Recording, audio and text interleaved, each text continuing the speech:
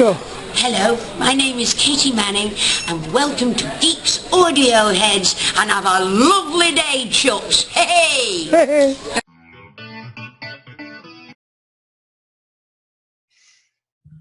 Hello and welcome to Audioheads, Geeks Assembled. Chuck's gonna have a good time today. We've got four fellas here who were reviewing the Iris Wildthyme, the Slots Of Giza, the Murder at the Abbey, and what's the third one? High Spirits. High Spirits. Which I'm going to go and get when we're done here. So, yeah. And so let's go around and introduce ourselves and give a sort of an opening little bit about what you thought about these three audios on Wildthyme Reloaded. Let's start with Beef Dad.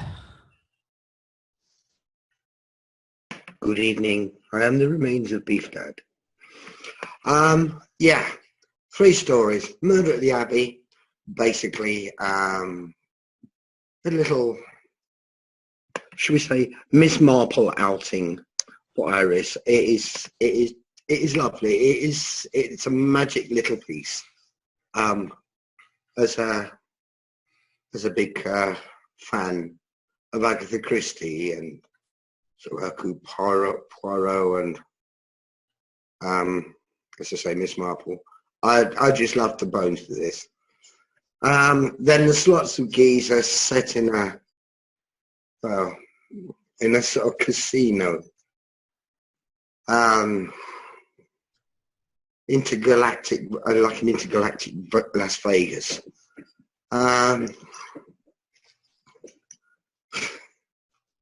It's an interesting concept. I've got a funny feeling it was the gambling with your own life has come up before in something else. I can't remember what. But yeah, it was good little story, and well, high spirits. The garden in the clouds, but it's haunted. Last time she saw it, it was beautiful. This time, the whole thing is falling apart, and yes, the actual ghost, the worst ghost in the place apparently is the Grey Lady, which when you discover who the Grey Lady is, that's quite funny. And the joining of forces in this is probably one of the funniest things I've heard in Iris Wildthyme. It's just magic. Absolutely magic. I loved it. And that's me for the time. Thanks, Beef Dad. How about you? And how about you, Graham? Welcome back again to Audioheads. Yeah, two for two. I'm making a habit of this. Holy crap. Yeah, so give us an opening. Well, as Beef Dad alluded to, Murder at the Abbey, I really enjoyed. I mean, if the whole murder mystery genre isn't your thing, maybe it's best to stay clear, but I enjoyed the heck out of it. It's a half an hour story, so you can't really grumble. I found it ironic that she died, supposedly choking on a baking sandwich. And you get the big, beefy, butchy kitchen maid who ends up, well, not to spoil it, but you know where I'm going with this. It's there's a lot to be taken from it, and it's the typical sleuth and snooping around type story. The Slots of Geeks I found very interesting. You've got the whole Egyptian theme running through it. You've got the puns and the innuendos when it comes to certain bits of banter between Iris, Captain Turner, and was it Sensational or Sensorial, whatever the guy's name was anyway, who was a big gold mummy dressed in gold and silver. I thought that stuff was quite funny. And as Beef Dad alluded to, the whole concept gambling with one's life force probably has been used before, but still a nice wee idea tucked into the background of this story here. And of course, High Spirits. Oh, what can you say? It's like Irish Wildthyme meets reality TV meets Most Haunted. Batshit crazy, off the wall, and I enjoyed the hell with it. More to come later, dearie. Thank you, Chuck. And Tim Walls, what did you think of these last three, or these middle three? I liked Murder at the Abbey. I thought that was pretty cool. Really Agatha Christie kind of thing. Dug that. And I liked the High Spirits pretty well. I thought that was pretty clever. And I like how like Beef Dad pointed out, the team that they get together with. The less said about the Slots of Giza, the better. It's a bit too camp for my liking. Oh, there you go. All right. But that's my take on the three. I really enjoyed the first and the third one, but yeah, I can do that the second. Lee, how about you? What do you think about these Irish Wildthyme Reloadeds? Yeah, Murder at the Abbey. As it's already been said, it's a homage to Agatha Christie, but it was more like homage to that film Made by Death and Clue. It was, you just didn't know who did it, and it was just one of those things. Yeah, it was brilliant homage to those sort of movies. Slots of Giza, I loved it, full of innuendo. It may be a bit camp, but there you go.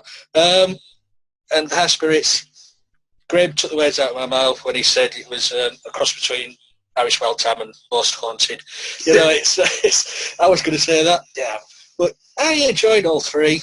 Yeah, 30-minute romp each one. You can't beat it, really, can you? They're great for a quick fix. Yeah.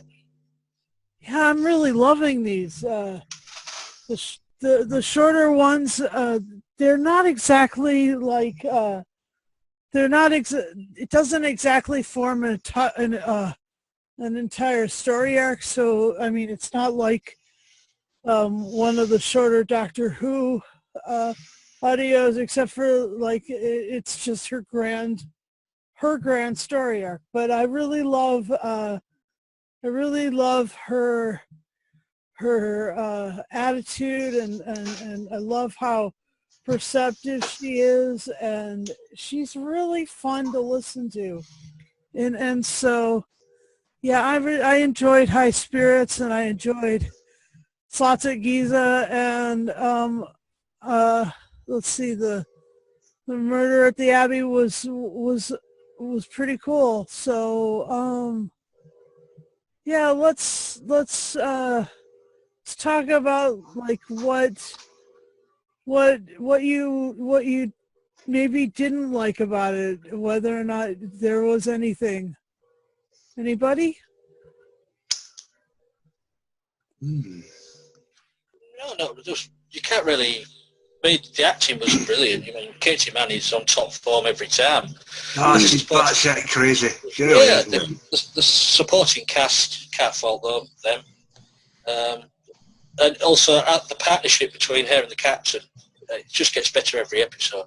Yeah, I can't find any faults with these, really. Yeah.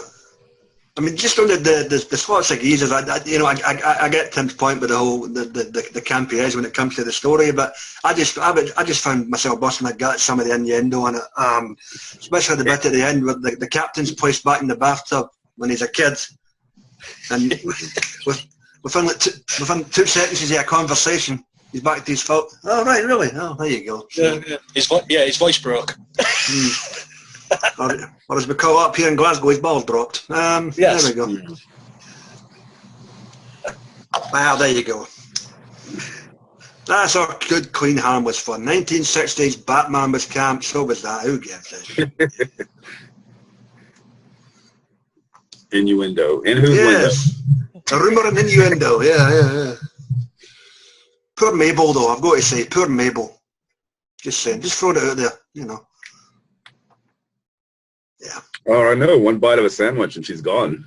Oh, no, that was the That was a young chick, and the mother at the Abbey. I'm talking about the old dear who was sitting playing the slot machine. Oh yeah. Oh, Yeah, Nicola Bryant, bless her. Shame. Wow. I could make a joke about airbags, but I better not. Well, yeah. Do talk about the cast and the what other the story and the cast and stuff, if you'd like. Go around. Let's go around the room. How about start with you, Lee? I can't really say much more. That Katy Manning, you can't fault her, and as I said before, the supporting cast, they sound like they're having so much fun making these. As I say, her and the partnership with the captain, top form, really is. Who plays the captain again? I keep forgetting that fella's name. Jeffrey Bratton. Jeffrey Bratton. There we go. Yeah. Yeah, he does a bang-up job. And Tim, are you away? When the photo's on, he's dispensing reloads. Yeah, all right. Jeffrey? Yeah, well, Seth the Sensation's already been mentioned. Stephen Fuel, he was brilliant. Loved him. He also played the tour guide. But Tracy Childs did a brilliant job of Lady Fothergill. Absolutely brilliant, yeah. Absolute, real upper class. Snooty bitch. Yeah, I was going to say bitch, but then I thought, no, I mustn't. Yeah. And yeah, as you say, Nicola Bryant as Mabel. Yeah, sadly. Just a couple of grunts and she was gone. Yeah. Yeah, she must have had a real laugh learning her lines for that.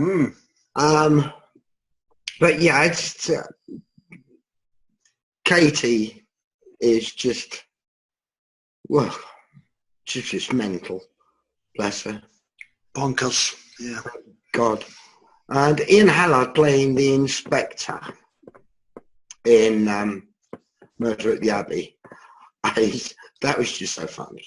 He was on holiday for a fortnight. It was a typical Agatha Christie police inspector. The whole thing must have been written as an Agatha Christie parody, and it works absolutely perfectly. Yep. So I'll shut up now. Thank you. That was great. I loved the guy who plays Captain Turner. He's really he really has a lot to do to sort of come up to Katy's level of performance, and he always does it. I mean, he's not like a boring character at all. He's super energetic, and I really love that she's got one sort of old starship captain as her cohort for the whole Reloaded series. Well, as I said on the last cast, I was a wee bit miffed when they got rid of the talking panda, but Panda. They've done a good job with Captain Turner. I'll give them that. So he sold me, put it that way. Cool. All right, let's see. Let's go to story. Is there anything in the stories that you guys want to talk about? The biggest spoiler of the lot, and possibly the funniest thing in the whole 3 episodes, was in High Spirits, where the grey lady who has been haunting the garden in the clouds for so many years actually turns out to be the ghost of Iris Wildthyme. There you go. And that is just so funny. And when the ghost possesses the young lady, and you've got two Irish Wildthymes On the bus, yeah. and they're both bossing Captain Turner around. I really felt for the guy, but it was just so funny. For me, it was the high spot of the whole lot.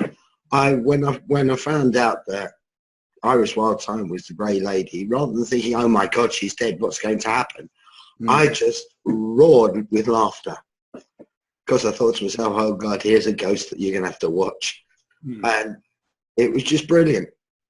Absolutely brilliant. There we go. Now, my memory might be played up, but I remember a story where there was two Irish Wildthymes, but I can't remember. It must have been in a novel. It can't have been in any audio. Because she met her other incarnation. It must have been in a novel. No, it was in one of the adventures, and she met someone who was her another regeneration. Yeah. And it was a guy. Great! Moffat will probably get blamed for that as well. He didn't even write it. There you go. Now, the one I remember, it was another woman. So this, it must have been in one of the Doctor Who novels. One of the BBC written books, yeah. Yeah. Well, I just went off on a tangent there. Sorry. Yeah, why not? See, the character's been around for years. I mean, wasn't she created in the books at some point back in those BBC books? We were just talking about Baker's End. It's the same writer that created her, Paul Mars. And then I think they brought her in at Big Finish when they started. So, I mean, the thing about Big Finish at the time, I guess, is they had all these people that had played companions that wanted to do work for Big Finish, but they didn't really have any doctors for them to play with at that point, because all they had was, 5, 6, 7, and 8. So this gave Katy Manning something to do. They created a whole character for her, I suppose. So that's cool. At that time, anyway. Yeah, gave her something to do because they probably didn't know they'd be doing anything with Joe back then. So right. Didn't she once in one of her early Irish Wildthyme, didn't she have an adventure with she and Joe and the Third Doctor? That was the Companion Chronicles. Yeah, something like that. Find and Replace. And then there was one where they met the Eighth Doctor, which was the Elixir of Doom. Yeah. Prior to that, she'd hung out with Sixie in the Wormery. Right? Oh, God, the Wormery. Don't get me started on that one, man. Wine drunk, cocoa on the bar. Yeah, oh, jeez. Yeah. And then you had the Excelsis Quartet story as well. Excelsis saga thing. Yeah, 5, 6, 7 and Benny. Yeah. Yeah, the relic what turned out to be a handbag. Yes. Or a handbag. And Anthony Head. Yeah. Yes. Yeah. Anthony Head. Was it Kilgroy? Whatever his name. Greyjoy? What the bloody hell his name was? Gravon. Oh, oh, God. See what I mean? Thank you, Game of Thrones. Yeah, there you go. Yeah. Yeah, that's the magic of Irish Wildthyme. She's so wildly eccentric. And yeah, she obviously just has an absolute ball playing the part, and it comes over the airwaves. It's just incredible. Yeah. It was just incredible. I remember when they brought her back as Joe Grant for the Death of the Doctor in the Sarah Jane Adventures, and I thought to myself at the time, oh God, I wish they'd do something around her, because she is just such an absolute piece of magic to listen to. It wouldn't have been bad had she. There you go. Had she taken over for Liz in that story series. Take that way, RTD. Of course, people will blame Moffat for that as well. Yeah, yeah. Yeah, there would have been a possibility, her taking over. Yeah. Could have happened. Yeah, it could have happened. Yeah. I think they didn't because out of respect for Liz Sladen. No, I mean, Yeah. if they, that's why when the show ends, it just says, "And the adventure continued forever." So it's all in your head. Yeah. There you go. If, however, they wanted to make a TV series based on Iris Wildthyme, then that she's your girl. Yeah, go for it. Yeah.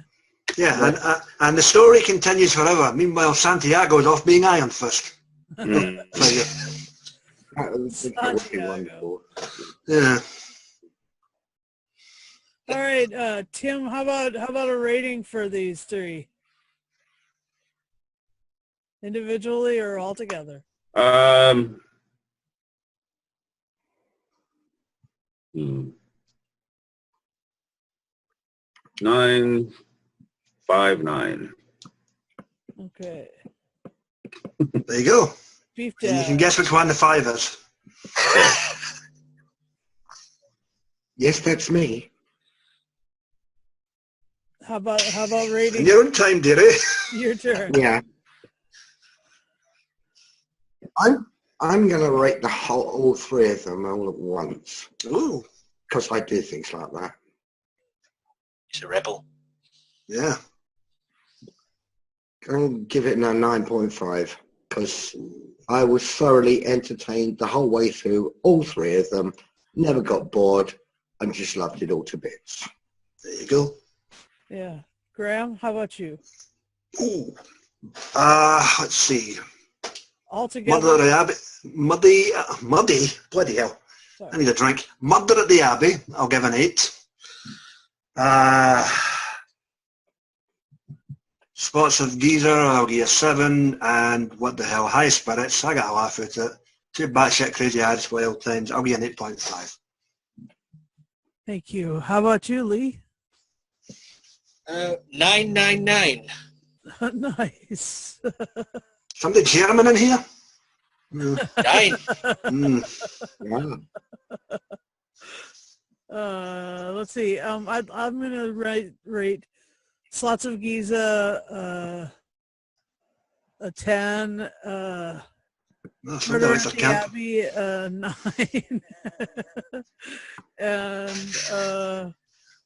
And High Spirits I'll give a 9.5. So yeah. Ooh. Booyah. Yep. And we've only got 2 more of these left, but let's do it, okay? Can we finish Iris Wild? Hang on. We had an impromptu discussion while you were off air. Oh, yes. Oh, okay. And the group has somewhat established that they would like to do John Hurt and the Invisible Man if possible, and come back to these two at a later date. Okay. Yes, that's fine. Let's do the Invisible Man. I'll be there if I can be, but I was just speaking for the group. There you go. Yes. Well, thank you for informing me. And Trust a Scotsman to do that. I must be sober, yeah. But you're not short enough to sit in the Scottish Parliament. Well, exactly. Little poisoned dwarf. Oh, did I say that out loud? Sorry. Jimmy Cranky, ain't she? Yeah, she might as well be. I wish she'd get a bloody beanstalk and fought down, I'll tell you. Oh dear. I'm sorry, I just don't agree with you. That's all about me, the big bad Tory done it. Away and bile your head. Of course, we are a non-political group. Of course, yes, exactly, yeah. We don't talk politics, we just talk bollocks. There you go. well, thank you, and we'll talk some more bollocks tomorrow when we review Back to the Future and Space 1999, the first episode, and yeah, so it'll be a really fun day of casts, and I hope to be at my garage sale, so I'll be, casting from the out of doors if I can. Oh, you copying John Barrowman? I am Oh, copying yeah. John Barrowman. I have to sell everything, so I may move to Massachusetts. Oh, just don't break you into his song. Yeah. Did he really? Of course he did. I was just stay the hell away for this week's episode of The Flash. That's all I'm going to say. It's too late. It's too late. I've seen it. Oh, God. No, that's a story for another day. Good night, folks. Bye-bye. Hello.